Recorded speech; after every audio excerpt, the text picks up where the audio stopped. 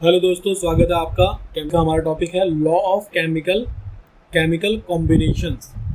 इसमें हम पढ़ेंगे केमिकल जो जितने भी मॉलिक्यूल्स होते हैं, केमिकल्स होते हैं, वो किस तरीके से कंबाइन करते हैं। ठीक है, तो जैसे हमारे पास एक मॉलिक्यूल ये है ए और ये मॉलिक्यूल बी है, ये कंबाइन होकर ए बी बनाता है। बट इन ये किस रूल्स के अंडर होते हैं, यानी ये जो केमिकल का कॉम्बिनेशंस होता है, कंबाइन करते हैं, एक दूसरे से रिएक्ट करते हैं, वो किस रूल्स को फॉलो करते हैं, किस लॉज हैं उनको डिस्कस करेंगे। फर्स्ट है हमारा law of conservation of mass, law of definite proportion, law of multiple proportion, law of reciprocal proportion, Gay Lussac's law of gases volumes and Avogadro's law. ठीक है, ये इसमें मैंने सभी की स्टेटमेंट लिख दी है, ये आप इसमें याद कर सकते हैं। मैं ये सारी जो नोट्स हैं वो आपको शेयर कर दूंगा। आप पहले बात करते हैं हम लॉ ऑफ कंजर्वेशन ऑफ मास। तो एक कोई महाशय आए जिन्होंने बोला आज मेरा मन कर रहा है एक लॉ देने का, और मैंने इसका नाम रखा है लॉ ऑफ कंजर्वेशन ऑफ मास। और इसके according matter can neither be created nor be destroyed. अब आम आदमी है वो कैसे मान लेगा? तो अब ये जो है महाशय जो केमिस्ट हैं, इनको पता है कि ऐसे तो लोग मानेंगे नहीं, तो बोलते हैं पता था मुझे, ऐसे नहीं मानोगे तुम। ठीक है, ये लो प्रूफ।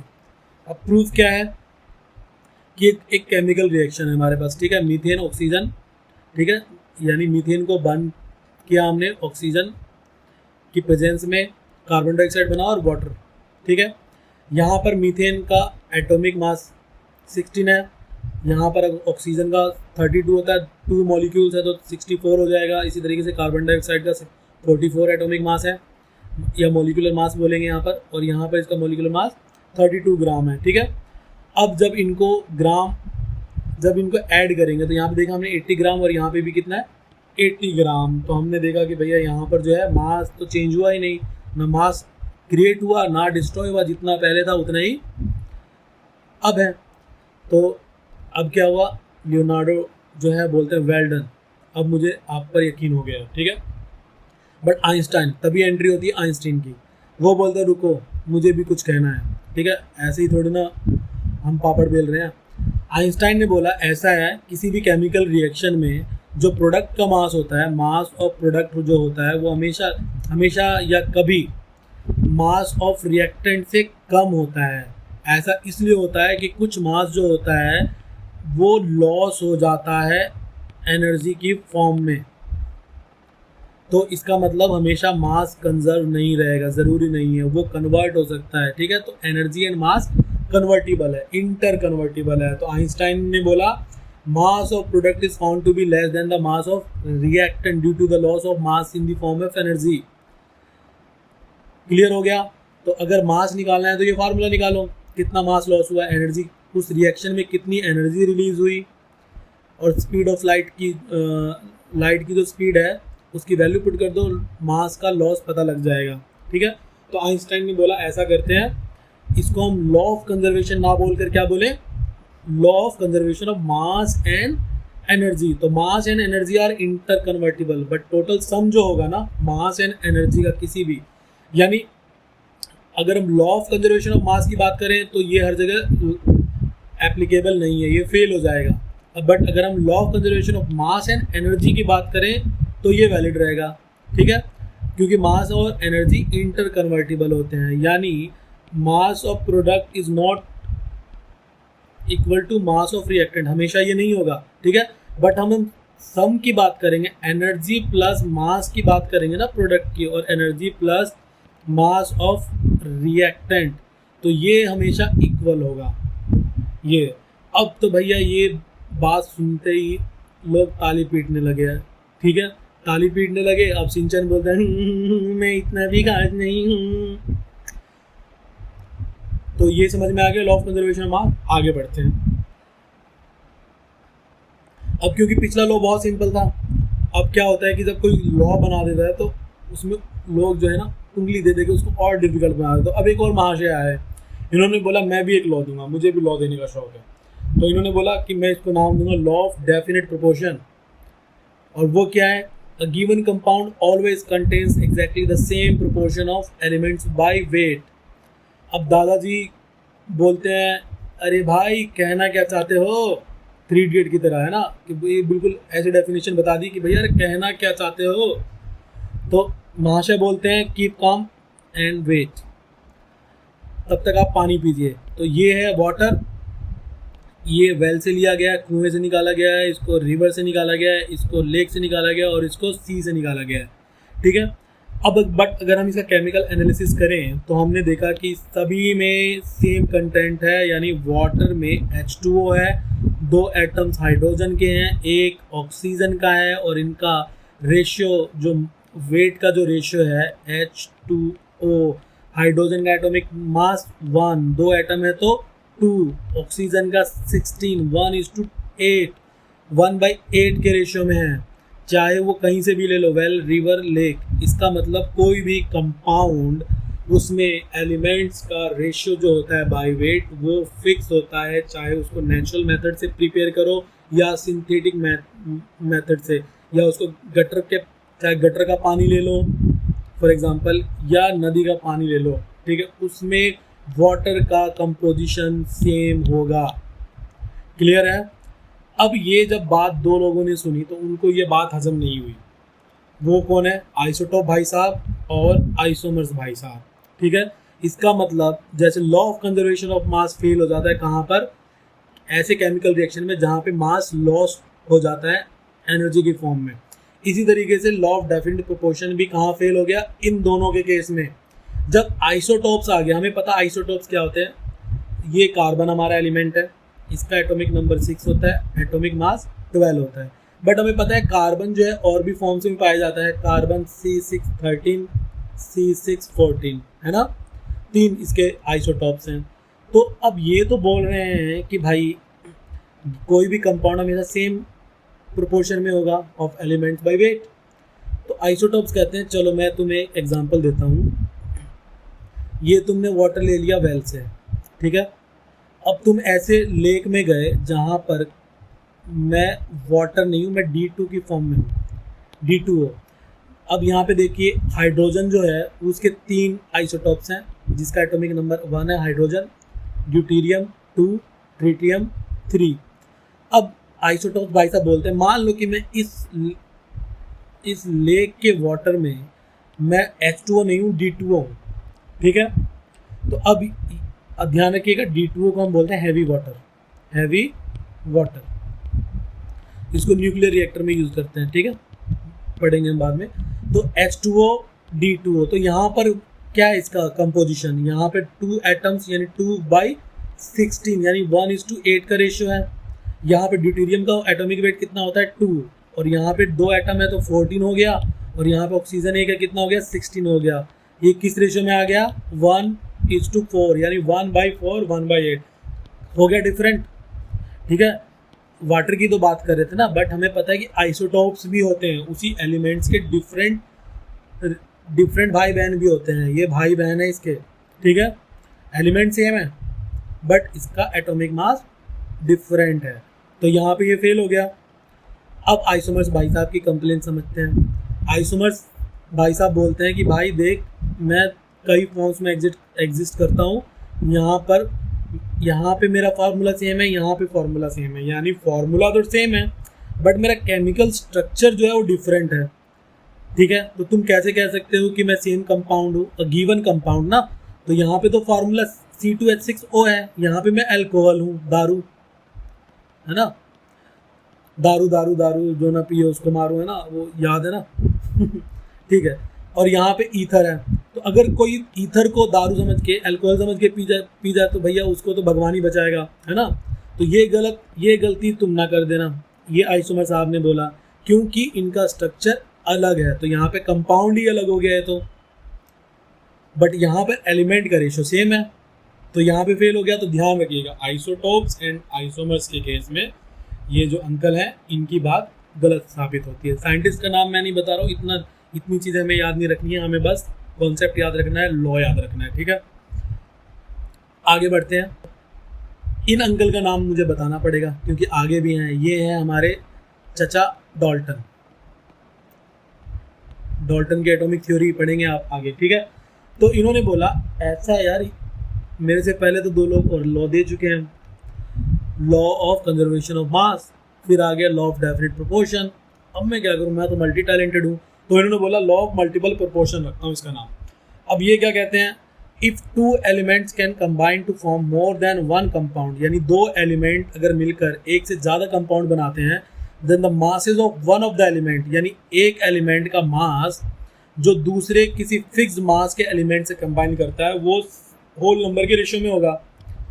अब दादाजी को फिर से प्रॉब्लम है, फिर से प्रॉब्लम आ गई, अरे भाई कहना क्या चाहते हो। अब डाल्टन हमारे मल्टीपल टैलेंट है ना, मल्टी टैलेंटेड, इन्होंने बोला सुनिए चाचा, एक एलिमेंट्स ए है और ये एक बी है, दोनों कंबाइन करके ए बी बनाते हैं, ए बी 2 बनाते हैं, ए बी 3 बनाते हैं, ठीक है।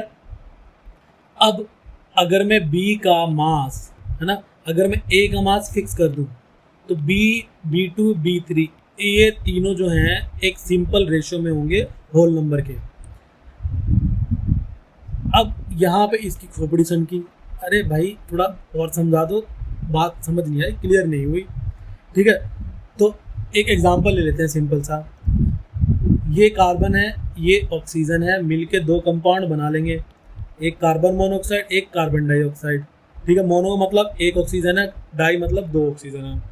अब यहाँ पे देखो भाई, कार्बन का मास फिक्स कर दो, कार्बन का एटॉमिक नंबर कितना होता है 14, यहाँ पे कार्बन कितना है, एक ही है, तो इसका भी हो गया 14, यहाँ पर ऑक्सीजन कितना है, एक है, तो 16, यहाँ पे दो एटम है तो 32, कार्बन का मास फिक्स हो गया ना 14 14। अब यहाँ देखो 16 32, 16 रेशियो 32 कितना हो गया 1:2, यानी यहाँ पर ऑक्सीजन 1:2 रेशियो में, सिंपल रेशियो में, बहुत सिंपल। तो इन्होंने बोला केमिकल ऐसे कंबाइन करते हैं, ठीक है। इन्होंने सोचा यार ये लोग तो खिचड़ी बना रहे हैं, अब मैं क्या करता हूँ, मैं रायता फैला देता हूँ, ठीक है। अब देखते हैं, तो इन्होंने क्या किया, रायता फैला दिया और इसका नाम रखा लॉ ऑफ रेसिप्रोकल प्रोपोर्शन। अब ये क्या कहता है, the ratio of the masses of two elements A and B, यानी दो एलिमेंट्स के मासेस का रेशियो, यानी A ratio B, which combine separately, जो सेपरेटली कंबाइन करेंगे। मान लो सी के साथ कंबाइन कर रहे हैं तो ए सी बन रहा है, बी के साथ बी सी के साथ कंबाइन कर रहा है तो बी सी बन रहा है, ठीक है। तो यहाँ पे ए और बी का रेशियो जो होगा ना, क्योंकि सेपरेटली कंबाइन कर रहे हैं, एक दूसरे के साथ कंबाइन नहीं कर रहे हैं। With a fixed mass of third element C is either the same और some simple multiple of ratio of the masses in which A and B combine directly with each other. अब देखो दादाजी की फिर वही प्रॉब्लम, अरे भाई कहना क्या चाहते हो।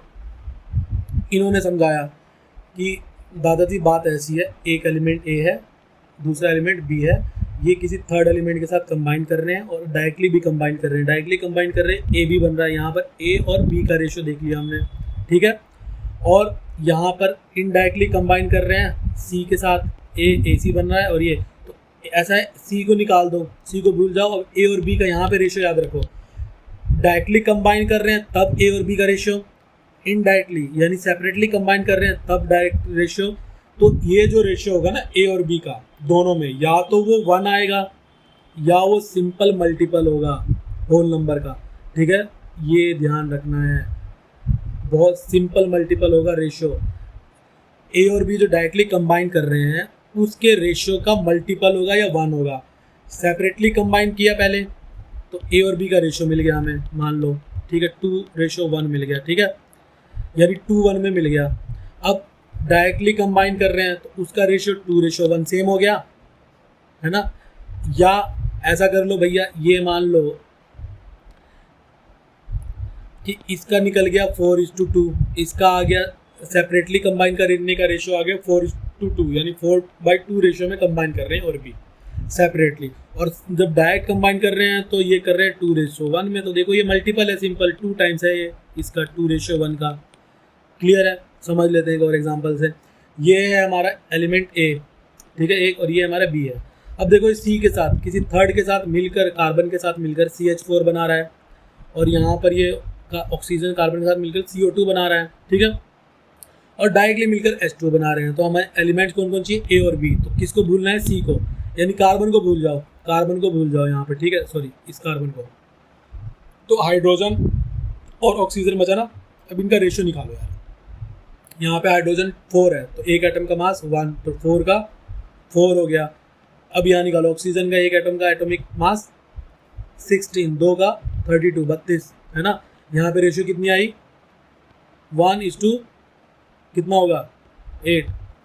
क्लियर हो गया।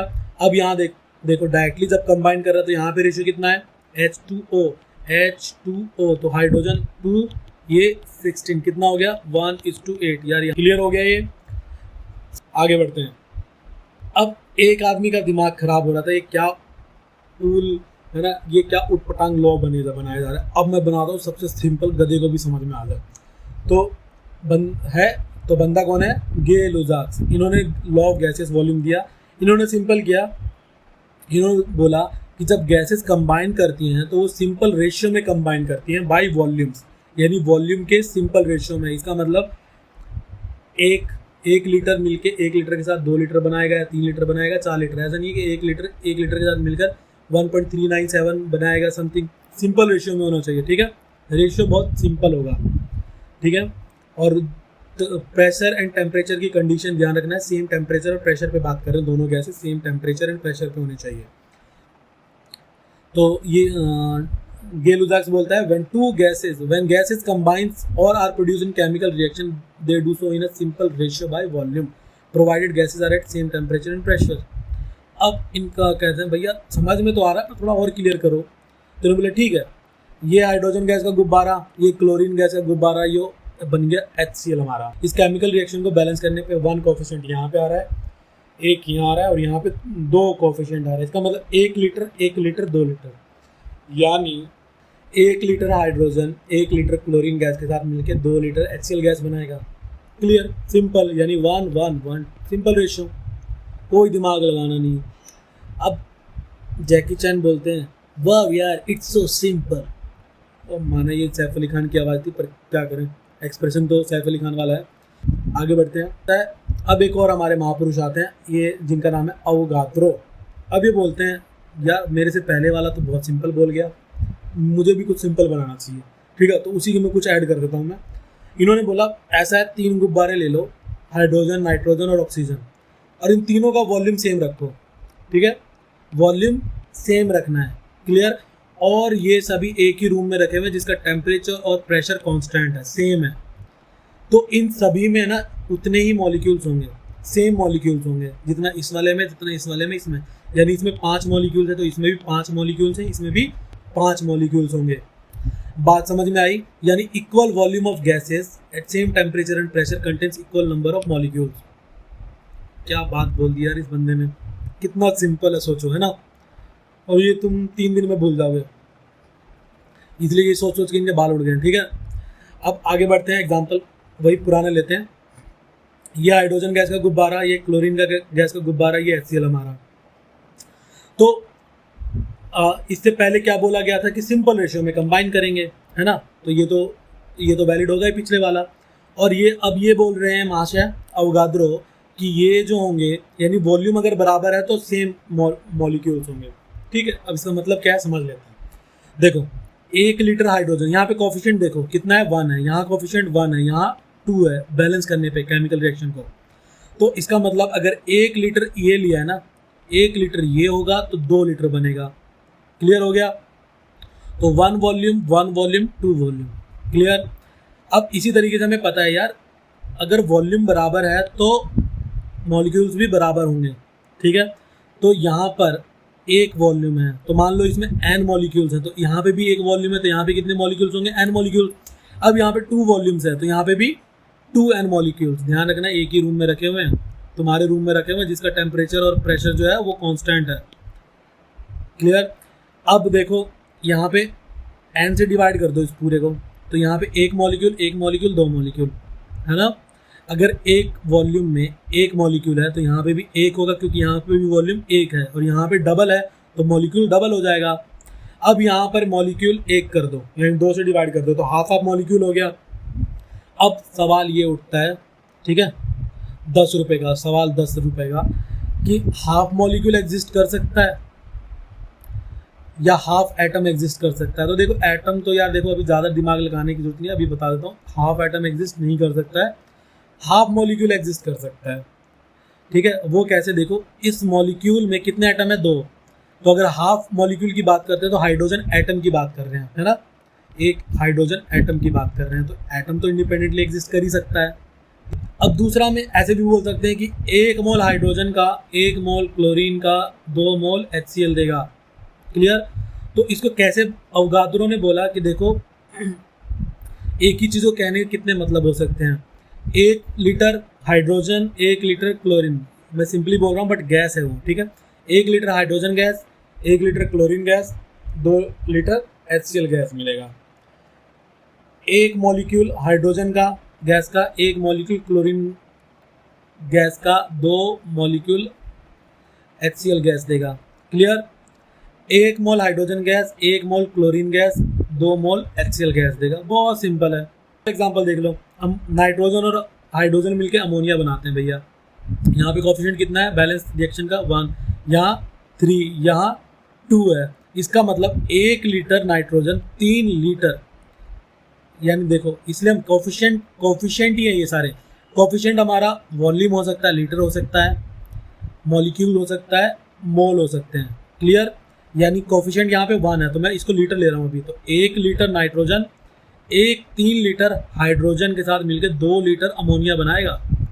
अब 1 लीटर के बदले 10 क्यूबिक सेंटीमीटर ले लो, तो 10 क्यूबिक सेंटीमीटर यहाँ पे 3 टाइम्स है ना, तो 30 क्यूबिक सेंटीमीटर, और यहाँ पे कितना 2 टाइम्स है तो 20 क्यूबिक सेंटीमीटर अमोनिया देगा।